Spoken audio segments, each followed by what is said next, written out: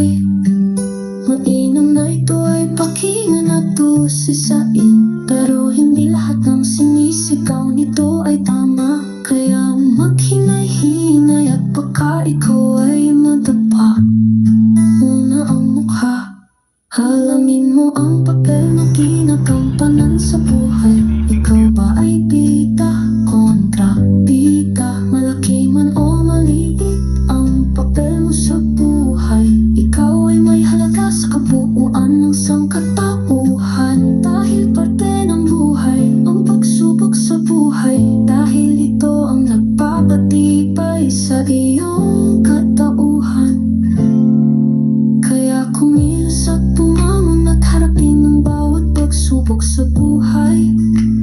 Kumilos at bumangon ka at huwag sumuko sa buhay.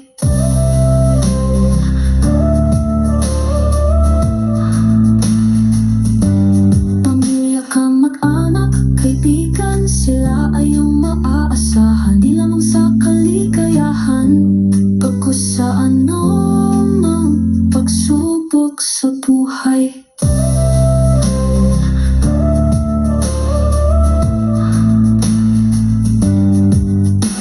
Kumilos at bumangon ka at huwag sumuko sa buhay.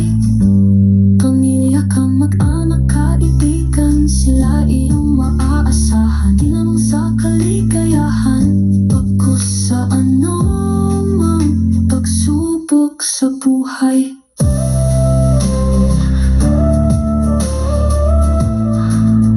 Pagsubok sa buhay.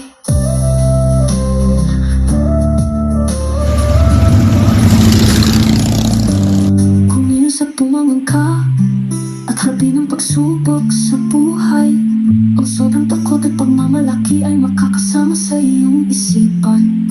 Tulad din ng sobrang pamamalagi sa mundo na di totoo, sapagkat ito ay nasa loob lamang ng iyong telepono. Madami ng tao ang nasira at natahimikan ng isipan. Matandang ano pa na sila ay nagkapinan ng kanilang huwad ng mundo. Sobrang balisa o di kaya sobrang lungkot ang bulat nito. Dahil nakalimutan na mabuhay sa tunay na mundo. Lupa, hangin, araw, karagatan ng inang kalikasan. Kumilos ka at makisalamuha, bago man o luma, ikaw ay makisalamuha. Huwag ikulong ang sarili sa mundong hindi naman totoo.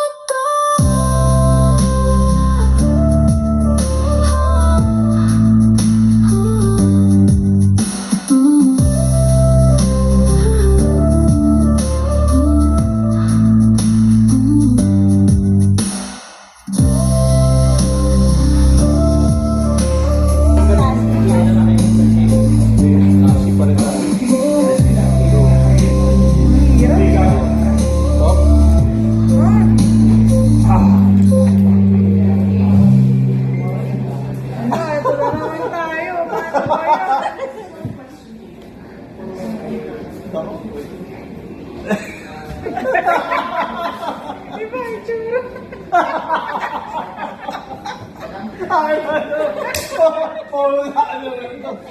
Palakasan loob eh.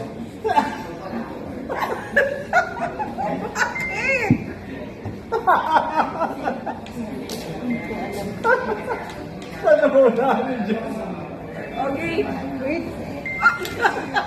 Oh, sila number 1. Hindi. Oo, siya si Inan. Hindi, yun. May number 5. 3 and 4. Sana mawala. Galing mo ba yun? No? Pagkamali na sasabihin.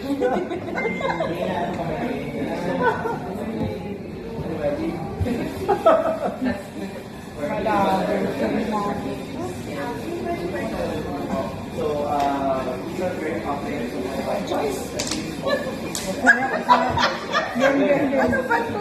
Your wife. Ay, iba yung tatay ko. Ano? Airplane. Ayusin mo. Ano airplane yan?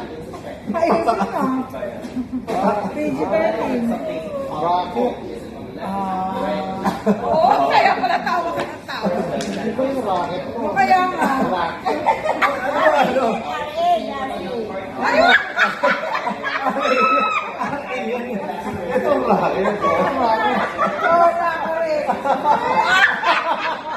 Mami, labas. Ano yun sa akin yun? Makita ko na sa Google na para sigurado tayo, baka mali yung makita yung kanya, puro yung sasalita. Sasalita ka kailangan. Sounds like naman. Go.